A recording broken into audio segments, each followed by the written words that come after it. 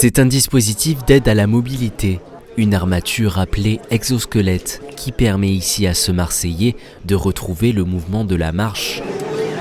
À l'Institut universitaire de réadaptation Valmante Sud, cet outil est devenu en 6 ans un incontournable de la rééducation. J'ai une sclérose en plaques qui a été diagnostiquée en 2001. Et donc avant j'avais besoin de rien, après j'ai eu une canne, après j'ai eu un déambulateur et maintenant depuis le mois de juin je suis en fauteuil.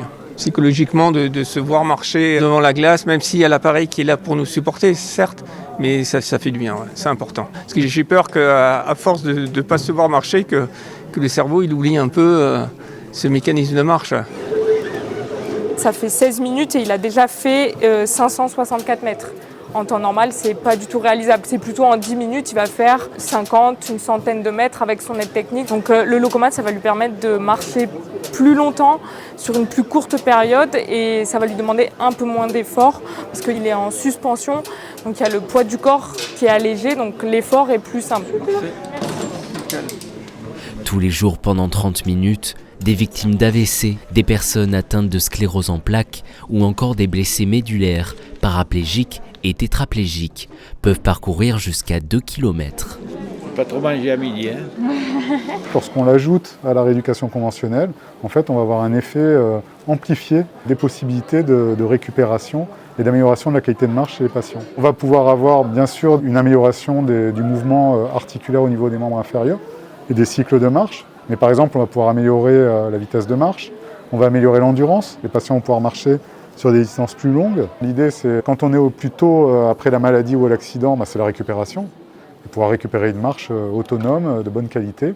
Quand on est chez des patients plus chroniques, on va être plutôt sur l'entretien, voire une amélioration de paramètres de marche.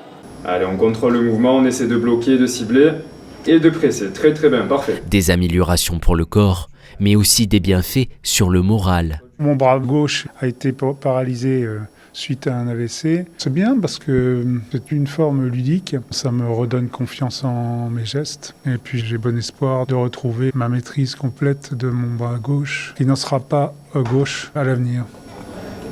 Super. Allez, on descend. Ok.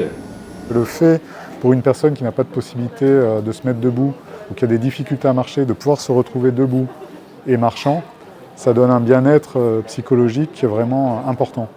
C'est pour ça qu'on a même des personnes paraplégiques ou tétraplégiques qui viennent faire des séances, entre autres pour le fait de pouvoir être debout, de pouvoir marcher, et bien sûr d'avoir cet effet sur le bien-être. Si cet exosquelette fait ses preuves au quotidien, il existe de véritables robots autonomes qui permettraient aux patients de l'être tout autant. Mais bien qu'encombrante et très coûteuse à ce jour, cette technologie a de beaux jours devant elle. En France, fin janvier, le chef de l'État en personne a annoncé le déploiement de ces outils de rééducation dans chaque département à compter du mois de juillet.